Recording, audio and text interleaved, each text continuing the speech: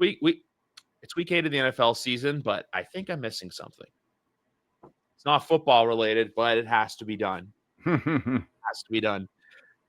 Blue Jays are going to the World Series. It feels awesome. So who better than on this 401st episode than to take a trip down to the 401 where I would find this man. I'm not going to give away where he lives because I'm not a creep.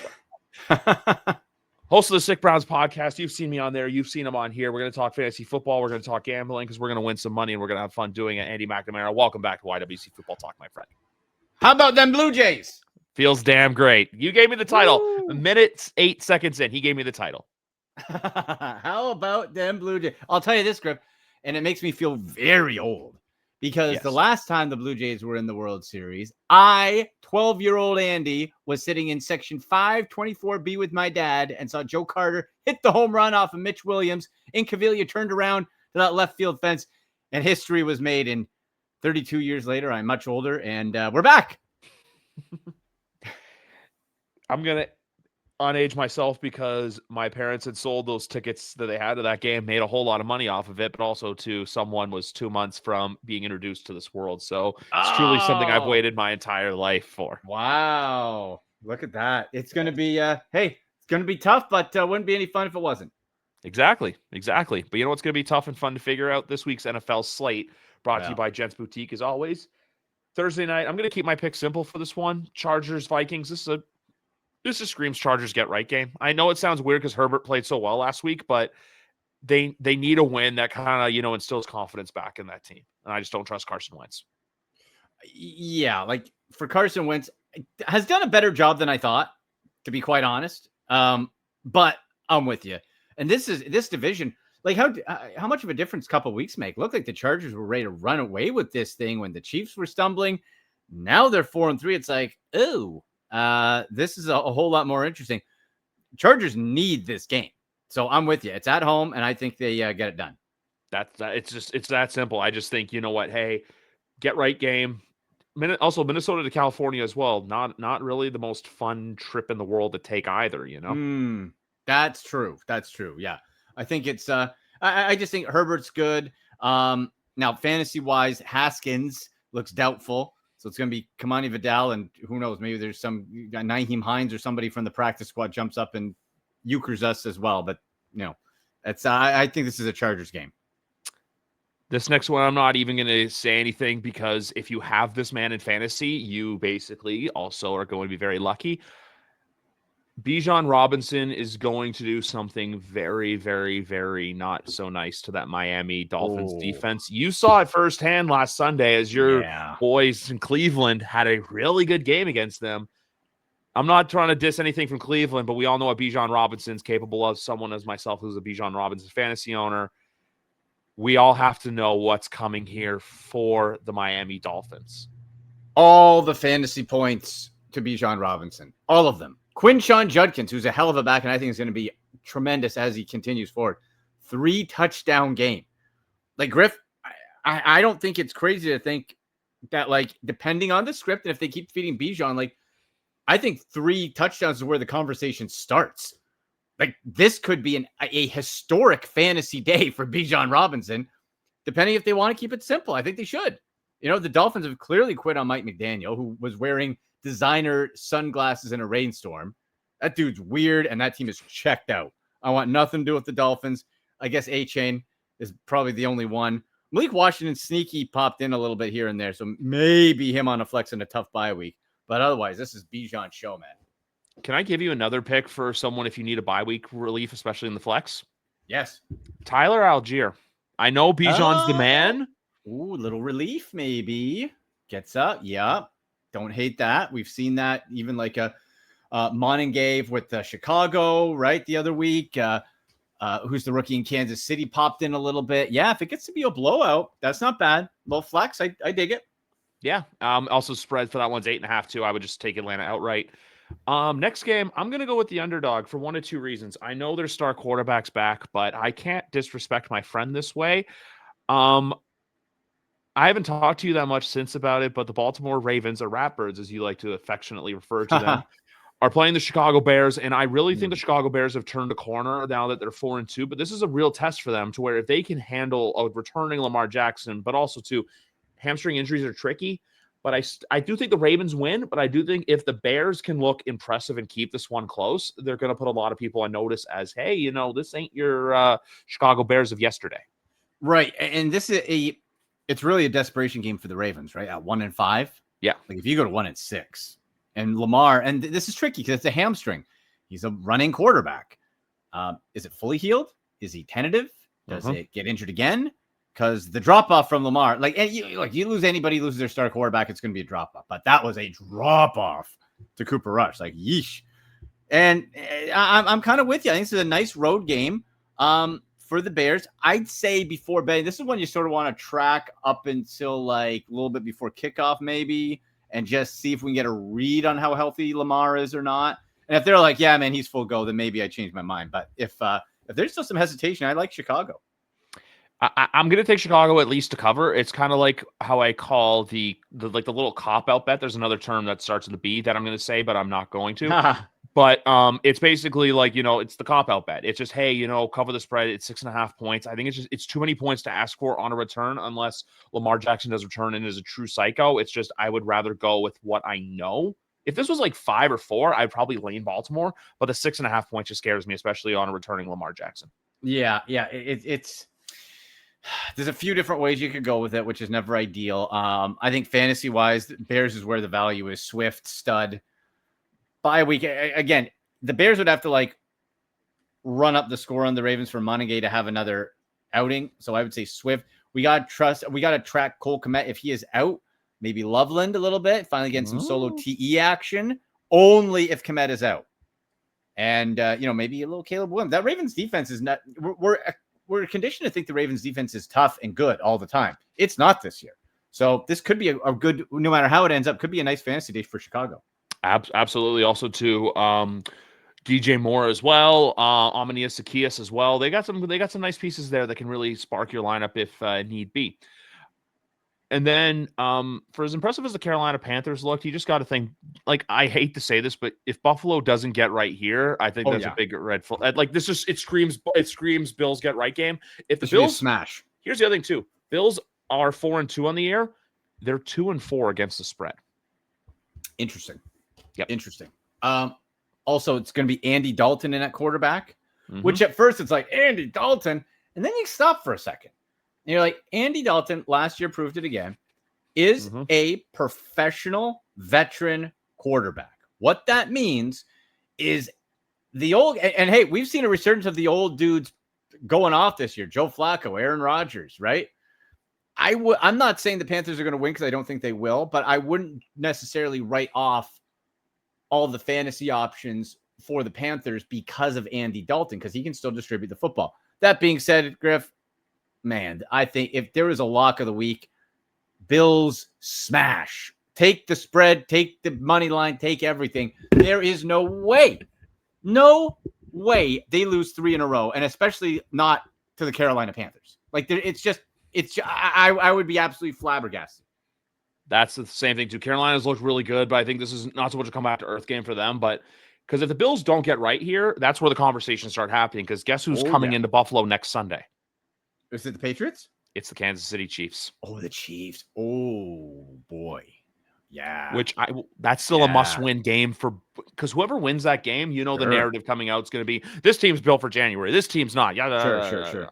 But here on YWC Football Talk and also on the Sick Browns podcast, we all keep it real, whether I'm on screen or in the comment section. Right. Next one here, Cincinnati versus the New York Jets. And I'm sorry, I would love to see the Jets get right, but your owner publicly shames the quarterback you gave $30 million guaranteed to. I can't. And also, I'll say this too, for as much as you probably hate it, the Cincinnati Bengals kind of looked like they kind of resurged last week. Like Joe Flacco going out there throwing balls around, and also you just couldn't play Jake Browning anymore. But I am not spending any more picks on the New York Jets. No. I will not do it. No, I don't know if the Jets. I don't know if the Bengals cover the 6.5 number just because, but I cannot bring myself to pick the New York Jets. So here's the interesting part too. So Tyrod Taylor, they're like, we're benching Justin Fields. Tyrod Taylor has a knee issue, Griff. Okay, as we record this. There's not a guarantee. What if he can't go? Then you have to go back to Justin Fields and be like, hey girl, that stuff we said? Can you go win us a football game, brother? Come on. Ridiculous in New York. And Griff, I said it on my show and numerous other shows, probably on your show too. I don't know why people in the offseason, I feel like I was the only one, making a statement as to why nobody was talking about the New York Jets having a quarterback issue. It's like, oh, they got Justin Fields. Next. Wait. That needs to be discussed because Justin Fields, love him as a Buckeye, he stinks. He can't read defenses. Good for fantasy. He can run around a lot. He can't read defenses. He's not a good starting quarterback, and that was your guy. So that's a gross mistake and horrible handling by them. Yep. And we're seeing it come to fruition now, 0-7. Bengals, rumble, and Joe Flacco. No one helps other teams like the Cleveland Browns front office, Griff. They help Houston. They help Cincinnati. Bengals are winning this ball game. I would be comfortable taking the touchdown and then some. Speaking of which, the Houston Texans are the next team on the slate as they take San Francisco. This game is really a pick 'em one, but I'm sorry. After what I've seen, I can't pick against the 49ers. They're looking really good because they're that team. Just when you thought that they were done and dealt with the injury bug as bad as they've done, they handled an Atlanta Falcons team who took very good care of the Buffalo Bills. Houston, Houston's a team like you want to think is good, but they're not as good as they're advertised. So I really like the 49ers in this one. I think you take the 49ers straight up on the money line. Who's playing quarterback, though? I see Q's beside Brock Purdy's name. I see a 0 projection for Mac Jones on Yahoo for fantasy. Who's playing quarterback? Do we know yet? No, but they keep it. They always keep it very close to the vest, and then like Friday afternoon, it's going to come out randomly. Like Brock Purdy's not playing again. Another thing too is George Kittle's, and he did come back last week. Didn't have the best week. He's another week removed from the hamstring injury. But also, guess what? I believe this Sunday, maybe National Tight Ends Day. You're really telling me George Kittle's not going to have a great day on National Tight Ends Day? It's his holiday, for Christ's sake. It's his holiday, and Juwan Jennings healthy as far as we can tell as well. I'm totally with you on the Texans. I think it was a good point you made with the Texans because we're still stuck like 2 years ago, like CJ Stroud rookie year Texans. And they're 2-4, and it's like Nico Collins is banged up. It's like, I don't know, man. They're just not very good. They're just kind of blah. I don't know why they're middling. It seems on paper they should have the pieces to be a contender in what was a pretty weak division. You know what? And Mac Jones has played really well in relief. So no matter who's at quarterback, I'll take the 49ers to win on the road against Houston. And the 49ers too, like I said, I know it's a pick 'em, but they are the underdog going into this game. I think they're slightly favoring the home team in this one. But here's the other thing too. Oh, also that's the wrong football league. I'm just going to go to the NFL odds quickly here to see what they would be on the money line. Plus 100 on the money line. You're really not telling me that means they're giving it's just like they're giving a slight edge to Houston. Here's the other thing, too. I know San Francisco has to travel. Houston played a game until pretty much 1:30 in the morning on Monday night, and then had to make a flight all the way from the Pacific Northwest, as there's another team going to the Pacific Northwest to press, but that's another subject. You basically had a team going all the way from Seattle, come all the way back from Houston, probably not getting to Houston until early Tuesday morning, having to turn around and play another football team. I don't buy it. No, I'm with you. Give me the 49ers. The reason why you're here, Patriots, Browns, Patriots, winners of 4 in a row, Patriots, winners of 3 in a row on the road, 4-0 on the road this year with our wonderful MVP quarterback. I don't think we need to say who we think is each going to win this game because obviously, look, you're a Cleveland Browns fanatic. I love my New England Patriots. But I'm going to say this, as long as Drake does not turn the ball over and also as long as Myles Garrett doesn't get into his kitchen, I think they should win. But if Cleveland wants to win, I think a player like Denzel Ward's going to have an unreal day and just take away any receiving threat because New England's run game has not been there this year. No, Travion Henderson, the other Ohio State running back taken after Quinshon Judkins, who 3 touchdowns I mentioned last week, not doing so great. Here's the thing we have to remember, too. Mike Vrabel was in the Browns building all last year as a consultant, right? Yep. There's a lot of respect for the Browns, all that. Also, knows the ins and outs. Super well-coached team. Oh, my gosh. I wish they didn't let him out of the building and would have signed him up, to be honest with you. Drake May, sensational. Tops, tied for the league lead in quarterback rate. Completion percentage is ridiculous. They're putting him in situations to succeed. We saw last week, the one time the Browns had a 2-score lead, the defense went bananas. Pick 6. Tyson Campbell's the real deal. Don't count that guy out either at corner. Garrett, that whole D-line, sensational. The key for the Browns will be somehow, some way, score first. Get up, get a touchdown. I don't care how you do it, and try to control the flow this way. Because if you have to play comeback, you're not going to be able to do it with 5'9" Dylan Gabriel at quarterback. You need to be able to control and have Quinshon Judkins. And I know the Patriots haven't allowed more than a 50-yard rusher, which is wild this season. So Kevin Stefanski better be creative. And if I was to pick now, I would take the Patriots to win this game. Hope is not a strategy, Griff, but that's what I'm going for. I hope the Browns win, but this is a very well-coached football team that is exceeding expectations. They really are. There, I did not have 5-2. I had this witness 4 wins each of the last 2 years. So 5 is just, I'm playing with house money at this point. Yeah, man. Yeah. The big thing with Cleveland too is just the fact that just when you think they're here's the other thing too, them at home versus them on the road as well is different. This game was in Ohio, where I know the weather was miserable last Sunday. It would be a lot different. I'm not totally sure what the forecast is going to be for the Sunday, but I do think this is a low-scoring game, and I say this all the time. But it's whichever quarterback holds onto the ball better will probably end up being the winner of this game, because we've seen the 2 times the Patriots have lost this year. It's because Drake May has thrown inopportune interceptions or there's been fumbles. Right. And I got at Foxborough 51 degrees Fahrenheit, sunny, partly cloudy. I don't see any excessive wind. So that's kind of like just good old chilly football weather.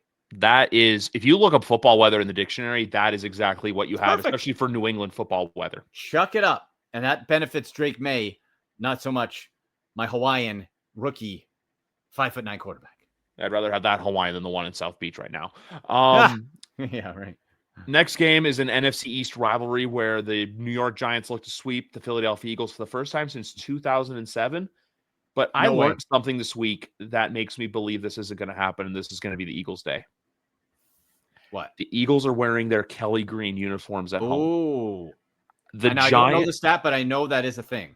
It's a uniform bet. You don't look past it. You look at it and just say, give me it. You don't think Philadelphia is not going to, and also to the fact that A.J. Brown finally had a great game. Devontae Smith had a career day. Devontae Smith, by the way, who we told you on the Degenerate show back in February to get a touchdown, because he did just that. But the Giants are a team that people put unrealistic expectations on after that game against the Eagles, to where I'm like, this is still a 2-5 football team. There's still a long ways to go before they are relatively competitive. And this is an Eagles team, I think, that, like we say too, when you think that they're out is when they're going to get you. I think the Eagles take this game, no problems, no questions asked. The old Roddy Piper quote, just when you think you have the answer, I change the question. And that's what the Eagles do. And this is why I said it last week. Also ran out of bubble gum. Also ran out of bubble gum, brother. I said it last week. This is almost an identical situation where the Eagles were at last year. And we're talking about going into the game last week. Struggles, inconsistent, what's going on? People all getting down. Yeah, all questions of coaching. What happened? Well, they teamed together. They put a complete game effort. They balled out, and they got the job done. I think we're going to see more of a focus on running the ball going forward with Saquon Barkley. And just getting the ball in his hands and just keeping it simple. I think if you do that, you have the rookie quarterback make a mistake, you're winning this game. I take the Eagles straight up. I really think Saquon Barkley to have a huge day, because last time the Giants sold out to shut him down. And this time I think they're going to find creative ways to get him the ball open, get him open in space. I think that's what's going to happen. Anytime touchdown Barkley too, I think let's match that. Ooh. You know what? I want to do, actually, because I'm having fun here while we're talking. I'm going to build an anytime touchdown parlay with a couple of guys we've been discussing. Okay. And I already have 2 of them. One's obviously Bijan, and then one's Saquon Barkley as well. I like it. We move into Sunday afternoon, where the Saints and Buccaneers have a 4:00 game for some reason. But why? I think it's just NFC South. This is unpredictable football, but I'll say this right here. The Buccaneers just had a bad day at the office. Mm-hmm. This is the game when the Buccaneers, quote unquote, get right. And I think they cover the 4.5 number, no problem. Saints are frisky, but they're also still really bad. We're still 1-6. A few get right games this week now that we're looking at it, right? And look, Baker had no one to throw to. And he still's down some people, but Buka wasn't 100%. Yeah, I'm totally with you. Tampa Bay wins this on the road. Cover that 4.5. Take him straight up. Baker's going to ball out. Whatever takes him over on the passing yards, he's going to be zipping it, man. This is a Baker game. I think he's going to showcase himself. I hate to do this, but it's Bijan Robinson anytime touchdown is minus 265, but first touchdown is plus 280. Oh, you know what? If you build more of a ticket, we can counteract that minus. I think we just keep it, want to win. Sometimes you hit the singles, not the home run, right? And we build it. Yes. And then the next game we have the Denver Broncos and the Dallas Cowboys. You take the over, you don't think about it, but what happened last week basically last week you had the Dallas Cowboys completely blow out the Commanders, put 40 up on them. And then you had the Denver Broncos come back against the New York Giants team. I think 33 in the fourth quarter. Insane. 33 in the fourth quarter. I think this is a game the Broncos win because at the end of the day, the Broncos are a better team and have the better defense. It's just, I don't need to explain anything else. Yeah, and it's on the road. Mile High, tough to go to, but I like that over point total bet. Broncos straight up and take the over. Ooh. Yep, it's as simple as that. And then Colts Titans. Look, I have a rule too with spreads. When it's a divisional team of 7 or more, you go the underdog because it's so unpredictable. No, what I saw from the Titans last week, it's just they looked good, but the second the Patriots figured it out, the Patriots ran away with the game. Yeah. Colts are the best story of the NFL season. I was really strict on them, really hard on them going into the year.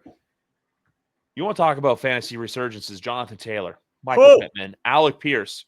You said earlier, don't take anything on Colston Loveland. Well, the team that should have drafted where Colston Loveland got drafted is on Indianapolis, and that's Tyler Warren. Mm-hmm. Colts can kill you many different ways. That defense bends, doesn't break. Titans got nothing. And Daniel Jones himself, fantasy-wise, and the Colts DST. Yeah. You can load up, The 14.5 still makes me nervous. I'm like, division game. That I wouldn't. I take, if you want to bet the game, do a same game parlay. You take the Colts to win, and then mix and match, maybe anytime touchdown here or there, or something else. That 14.5 spooks me a little bit. Yes, but by the way, I found another touchdown target for the 1 o'clock window to bring the parlay to plus 378. Okay. Can I interest you in a Josh Allen anytime touchdown against that Carolina defense? Drake May ran one in against them. I think Josh Allen can as well. Looking to make a return statement. Yeah, Josh Allen's going to be pissed off. I dig it. Pop it in. Let's go. I'm with you. I'm looking for the timeline to come around for next Sunday, for the next game on the Sunday slate. But I will say this, folks, every Sunday morning, check out the Sick Browns podcast, whether you're a Browns fan or not. Thanks, going into Sunday Night Football, Pittsburgh, Green Bay. You're not going to like this one, but I'm going Pitt just because it's like the Patriots motto of last weekend.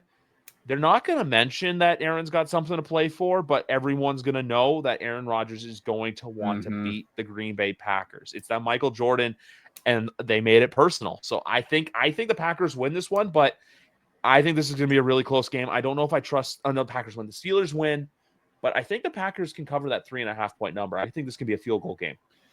I hate that I am going to pick the Pittsburgh Steelers to win this game. He trounced the Jets, who are much worse than the Packers, of course. Browns beat the Packers earlier this year. Packers are good, but not as good. And I think a lot of people thought they would be crowning them earlier in the season.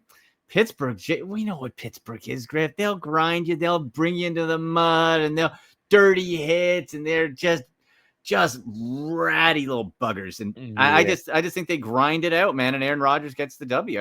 I think it'll come down to he's like, I'm not losing this game. I think the old dog can still get it done. So I'll take some plus money on the Squealers to beat the Packers. I love all your creative nicknames. I guess Bungles, Ratbirds, and Squealers. I hate the Ratbirds the most. Yes, you have every right to do that. Stole my Super Bowls, Griff. My team. Yeah. But the big thing with this game too is just like the Steelers know how to win in the moment, and the Packers this year played with their food. Like the Packers too. I'll say this. You almost lost to the Cardinals, and the Cardinals are really bad. Yeah, man. And the Browns dragged them down. I was at that game week 3. Browns dragged them down, and they're just, it's just doesn't feel at the level that a lot of people were anticipating they'd be at. I think the Steelers win. Hope I'm wrong. Look, no one wants to be more wrong than me. I hope they lose, but I think they do pull it off. Here's the other thing too with that game. I almost picked originally I thought about picking the Packers week 3 survival. Once I realized you were in Cleveland, I was like, nope, I'm not doing it. A lot of people took strikes in my league. I did not. That a boy. Yeah, that was a lot of Packer fans in Cleveland. Nice fans too, I will say. Classy fan base. No one was rude. Like Steeler fans are just gross. They're trash. Ratbirds, they're trash. Bengals fans are pretty nice, but the Packers fans, very classy people, very nice. There's a lot of them in the city, very nice. And we sent them home. Sad to go cry in their Swiss cheese. It was good. Before we get to Monday Night Football, I'm going to tell a little bit of a story. The year is 2018. A rookie, newly drafted Patrick Mahomes, sits on the sidelines as Alex Smith is under center. Do you know in that game who the quarterback of the team that beat the Kansas City Chiefs was? Oh, no idea. It was one Marcus Mariota. Oh, with the Titans?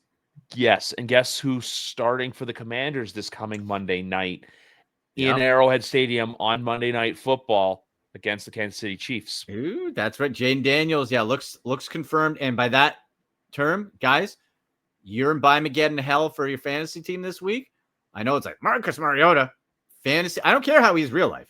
Fantasy-wise, that dude, the 2 games he got in this year, balled out fantasy point-wise. I think he does it again. He can run. He can do enough. Marcus Mariota would probably be, outside of Joe Flacco on waivers, widely available guys, my top ad. Here's the other thing, too, with this game. Like, I know Kansas City beat Vegas 31-0, but that was just a historically bad offensive day. Yeah.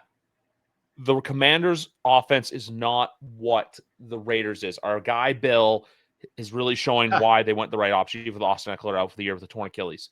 They've got the receiving talent, even though it still needs a little bit of work. They've still got Zach. I believe Zach Ertz actually. I'm not sure if it's Hurts or it's just hurt or not. I haven't paid too much. No, he is healthy. I looked today because I do have him. Because here's the question, Griff. A lot hinged on this. There are questions and reasons both ways. Terry McLaurin and Deebo Samuel could both play, could both not play, or one could play. Big difference of how we're going to pick this game if both don't play compared to what both do, right? Yep. Big difference. So there are a lot of question marks still with that team on how to bet it. And that's why for this one, like, you take Kansas City to win no matter what, though, right? Straight up. I take them straight up, but I'm still going to take the Commanders on the spread because I have PTSD issues when it comes to the Chiefs covering numbers because the games you always think they are going to cover and whoop is the games when they don't. Because think about it. Everyone's going to go last week. Oh, the Raiders, they whooped the Raiders. The Raiders had 3 first downs and under 100 yards of total offense on that game. Historically bad. Terrible. Gardner Minshew played the whole fourth quarter. They pulled the starters at the end of the third quarter. Wow. Did Kenny Pickett get in? Did they not play Pickett? I don't know if Pickett played or no. Pickett's got the he's got the finger or the thumb issue. I think. Oh, I don't know what happened in that game. I just saw the score and was like, "Dear God!" I'm glad I wasn't watching that. Yeah, no, you were watching your team whoop. I was watching my team. We were both watching our teams give the belt to our opponents. It was a great feeling. But for this game here, though, I just think a lot of people are going to think blindly of Kansas City will win again. They'll look good. Sure, their offense may look good. The Commanders aren't the Raiders, and the Commanders will keep this one, I think, at least within a score. But here's the other thing, too. There's been so many Monday Night Football instances with the Chiefs where they're a heavy favorite, and they squeak one out. Yeah, I'm with you. I could totally see this one going under a touchdown, never mind double digits. So I would say, Chiefs win, Commanders cover. It's the safest bet to make just because it's the Chiefs are so unpredictable on which version of them you're going to get. But also, like I said, too, Chiefs do have the Bills. I'm not thinking they're overlooking the Commanders, but that Bills game is always going to loom large for them no matter what because they have to go to Buffalo to play that game. Yeah. Yes, that's right. That's right. That's what on a short week. We'll see. Do they have to? Do they think about it? Do they not think about it? But I'm with you. I think that's a good play. Chiefs win, Commanders cover, and fantasy wise, you have to wait a little bit closer to kick off to see if you're going to play any of the receivers. I would wait and see at least by Saturday afternoon or Sunday morning once those calls are usually made, if anyone is out or not. But if you definitely need a quarterback, it's like, look, Jared Goff on bye week. You have, if you still have Kyler Murray or Jacoby Brissett bye week, Trevor Lawrence on bye week, Sam Darnold on bye week. There's a lot of quarterbacks of good significance that are on the bye this week that, if you do need someone, Marcus Mariota is a very, very solid substitute to have for fantasy football. Yep, absolutely. I would take him and Joe Flacco would be sort of the 2 top waiver guys in my book. I also think too, The odds weren't out yet, but I would also, if you want to get crazy, I would add Jamar Chase touchdown to Sunday's lay with him going up against that Jets secondary. That's not bad. Yeah. Let's sprinkle that in too. Pop that in there. Basically, Joe realized, hey, I'm going to throw it up, and either number 1 or number 5 are going to come down with it. Life's good for me. And that's it. Just chuck it up and do it. And it just shows that Cleveland's game plan and offensive play calling was horrible, and that was the cause, not that Joe Flacco was done. So good on him. Flacco's a class act, and hope it lights it up and give us some fantasy points. Come on. One more thing I'm going to do quickly before you go, because obviously we were discussing it, is we talked about how Bijan Robinson's right now a minus 260 just to get into the end zone, but I want to know, what is he to get, 2 or potentially 3 touchdowns? Ooh, multiples. Yes. I think multiples could be the play. That's where we can make money. Plus 220. For 2? Yep. Plus 220. Oh, give me that all day, man. Absolutely. Yeah. Can we do both? Can we do like anytime and plus 2? I'm going to see. Double dip? I'm going to see if, oh yeah, no, you can't combine, at least on the sportsbook I'm on, you can't combine it. I'm not going to name which sportsbook I'm on because obviously, Andy, we love the DraftKings sportsbook with you. But I just looked to the first one that I went on. I'll have to look onto DraftKings to see if it's there. And if anything, I'll be in the comments Sunday morning commenting on it as well for all of your loyal viewers and listeners, just like we did for my loyal viewers and listeners. Absolutely. Well, I love it, buddy. And that's going to be 10 a.m. Eastern on Sunday. YouTube, The Sick Podcast with Andy McNamara, and follow us along at SickPodBrowns at AndyMC81. Get your fantasy questions in using hashtag Ask Andy. And like Griff, it's like having a co-host in the chat. I love having you in there, buddy. And yeah, you get your fantasy questions and betting questions in, and we'll tear it up. Absolutely. As I look right now to some of my fantasy rosters for this week, I have not a lot of stuff going on. Just I'll have to go now, get into the kitchen, do some cooking, if you will. There you go. And we'll have some fun. But you know what? We got football this weekend. We got World Series baseball with our beloved Toronto Blue Jays guys. It's a great time to be a sports fan if you're Canadian. Also, if you're Canadian who loves the NFL like we do, follow both of us on Twitter at AndyMC81, at Mr. Griff B. This has been episode number 401 of YWC Football Talk. We'll see you for episode 402 right around the corner for more CFL talk. Have a great night, everyone. Thank you very much for listening.